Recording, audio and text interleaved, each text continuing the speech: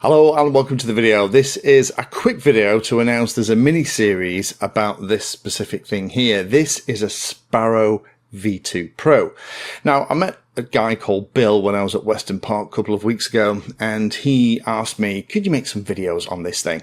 Now, those of you that watch the channel a lot will know that I loved the ZOHD Copilot Lite. Why am I using that in the past tense? Well, the ZOHD Copilot Lite has been discontinued for quite a long time now. And although ZOHD think that they did a really good job of letting everyone know, it was a surprise to me when I found out, and I had to email them to confirm it. And they confirmed it, well, probably this time last year, that yes, they'd retired it ages ago, and they told everybody. But I've been on the lookout potentially for a replacement. And thanks to Bill, he finally gave me the nudge I needed to have a look at this. Now, the Sparrow series is not just this V2 Pro. There's loads of different ones in the lineup. And I've been asked to have a look at this stuff before. However, the limitation for me back then was they didn't have, last time I looked, anything for HD FPV systems. And the cool thing is this will support both DJI HD systems and Walksnail as well, using MSP DisplayPort. And that means that actually it could also potentially work with things like HD0 and other stuff too.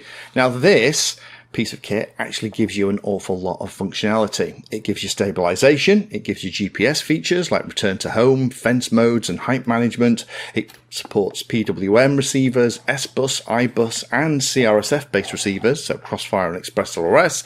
It supports wings, T-tails and V-tails, and it provides telemetry back to the radio if you're using something like Express LRS, so you get telemetry data about number of satellites, location, all that jazz too. It also gives you auto launch, and as I've already mentioned, you get added benefit on this particular one of the HD on-screen display with either the Walksnail or the DJI V2 or O3 systems. Crucially, you do not need to plug in a USB cable, you do not need to plug anything into a computer, and with the exception of watching these videos on YouTube or downloading and reading the manual, you don't have to play around the computer either.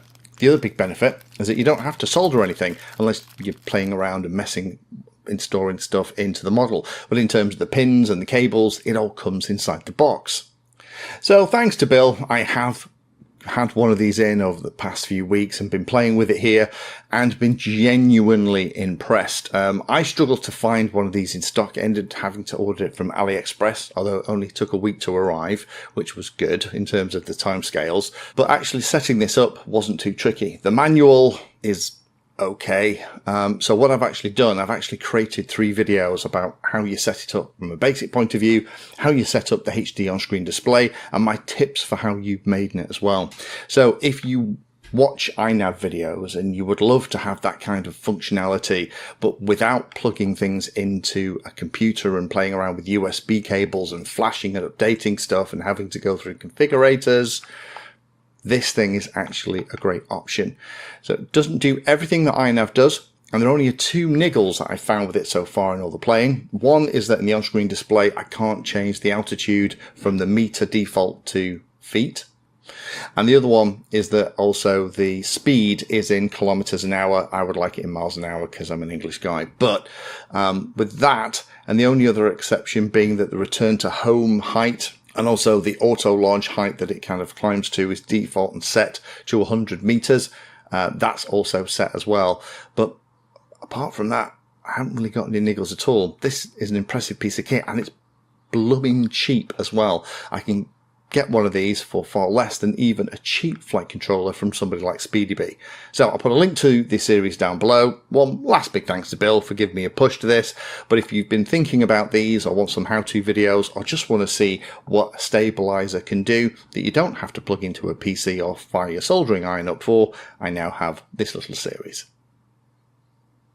Thank you for watching my video. Check out the playlist, and adding Painless 360 to your search terms will help you find my content. If you haven't done so already, please hit the like and subscribe button. It helps a lot. You can support the time I spend here answering questions and helping others by using the links in the video description.